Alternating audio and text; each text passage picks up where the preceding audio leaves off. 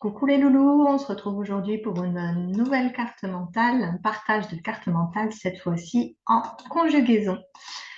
Donc, nous allons voir les temps et les modes, hein. Des choses sur lesquelles on ne passe pas forcément du temps. J'ai trouvé que pour le pack, il était bon de le savoir quand même, donc je l'ai mis ici, dans les premières fiches du pack de cartes mentales de conjugaison. Je rappelle que je ne suis pas enseignante, que ces cartes mentales sont destinées à vous simplifier les notions, qu'elles soient plus compréhensibles et plus digestes, hein, surtout quand on parle de conjugaison, le mot est juste, je trouve.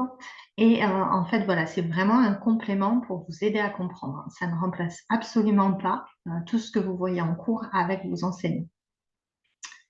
Voilà, voilà, ceci dit, on est parti donc pour les temps et les modes. Ici, vous avez tous les modes et ici, les temps simples et les temps composés. Et pourquoi faire simple quand on peut faire compliqué? Alors, je vais zoomer un petit peu. On va commencer par l'indicatif. Donc, l'indicatif, on connaît très bien puisque ce sont tous les temps conjugués qu'on utilise le plus souvent. Puisque c'est un mode qui permet d'avoir une action dans la réalité. Tout ce que j'ai fait ici, peu importe le temps, ça a été une action qui a été menée. Contrairement au subjonctif, qui lui est une action envisagée. C'est pas sûr que je le fasse. Moi j'aime bien pour le trouver mettre il faut que devant parce qu'en fait toutes les injonctions qu'on va se mettre, en fait les il faut que vont entraîner un subjonctif derrière. Il faut que je finisse, il faut que tu parles, il faut que tu partes, pourquoi pas. Il faut que tu choisisses. Voilà, tout ça, ça va être des subjonctifs.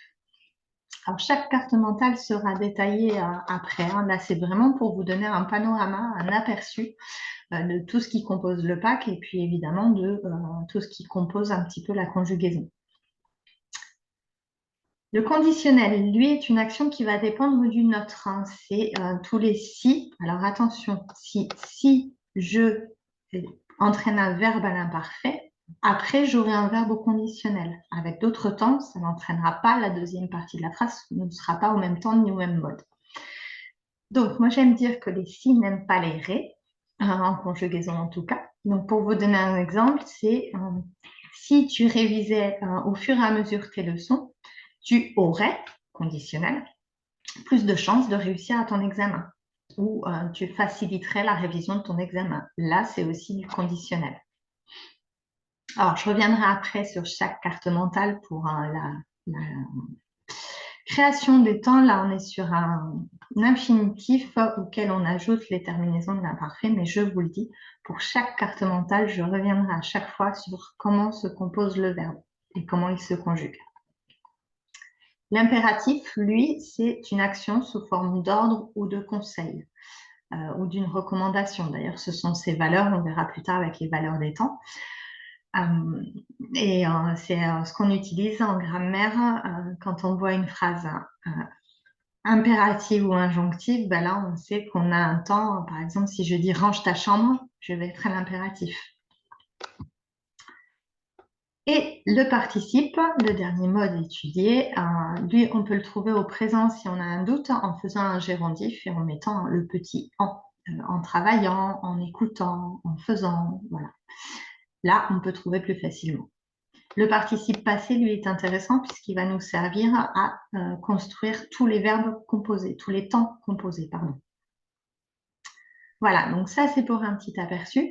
Alors, sachant que là, je vais vous détailler un petit peu plus, tous ces temps-là, au subjonctif, au conditionnel, à l'impératif, au participe, on les étudie pas et on les utilise pas. Ceux qui sont étudiés pour le programme du brevet, puisque là, je m'adresse à des collégiens ou à des primaires, c'est vraiment subjonctif présent, conditionnel présent, impératif présent et participe présent. Voilà, donc n'ayez pas peur. Si ces temps-là ne vous parlent pas, si vous n'en avez jamais entendu parler, on ne vous les demandera pas forcément, sauf exception. Puisqu'en fait, il y a le programme et puis il y a aussi la volonté du professeur de vous apprendre d'autres choses.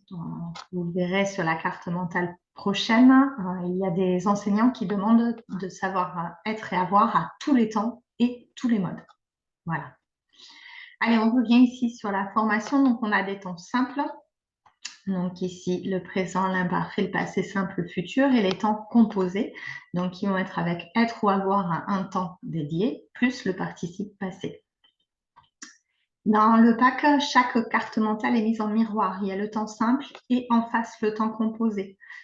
Vraiment pour la continuité. Là, ici, par exemple, si je prends le cas du passé composé, je vais avoir au présent et mon participe passé.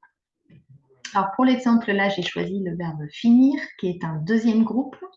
Je vais faire un petit rappel vite fait sur les trois groupes. Donc, le premier, les verbes en ER, sauf aller, qui est une exception. Le français adore les exceptions. Le deuxième groupe, les verbes en IR, qui vont avoir un pluriel en IS. Nous finissons, vous finissez, ils finissent. Donc là, je suis bien sur un deuxième groupe. Et le troisième groupe, qui sont tous les autres verbes. Donc au présent, je finis, tu as fini, ils finissent à l'imparfait, nous avions fini au plus que parfait. Le passé simple, vous finîtes, temps un petit peu barbare. Le passé antérieur, ils eurent fini. Le futur, je finirai. Et le futur antérieur, tu auras fini. Alors, je reviendrai sur chaque carte mentale, sur chaque temps. Chaque temps a une carte mentale dédiée. Avec le même code couleur à chaque fois. Le code couleur qui est là, c'est pour ça que tous mes présents sont en rouge, parce que j'ai choisi le rouge pour le temps du présent. Le subjonctif présent, lui, que je finisse. Donc, tout à l'heure, je vous ai donné quelques exemples, que tu parles, que tu écoutes. Voilà, tout ça, ce sont des subjonctifs présents. Le subjonctif imparfait, lui, se conjugue comme au présent. Là, je vais aller un petit peu plus vite. Le passé, qu'il est fini, et le plus que parfait, que nous eussions fini, puisque je rappelle que ce ne sont pas des choses qui sont étudiées. Au conditionnel présent, je finirai. Passé première forme, tu aurais fini. Et passé deuxième forme, il eut fini. Voilà. Vous voyez bien qu'à chaque fois, pour les formes composées, nous avons le participe passé. L'impératif qui, lui, n'a que 3 personnes, je cherchais mes mots, donc qui se conjugue à la deuxième personne du singulier, première personne du pluriel, deuxième personne du pluriel, donc finissons, finissez, est fini, ayons fini, ayez fini. Voilà. Le participe présent, lui, donc finissant. Le participe passé, fini ou fini, IE. Pourquoi? Parce qu'on accorde avec l'auxiliaire être. Donc, dans ces cas-là, pour une fille, ce serait fini, IE. Enfin, pour un sujet féminin, en tout cas. Et on finit pour tout le reste, notamment quand c'est avec avoir. Vous voyez qu'à chaque fois, dans mes exemples, avec finir, en tout cas, c'est avoir qui est l'auxiliaire utilisé pour les temps composés.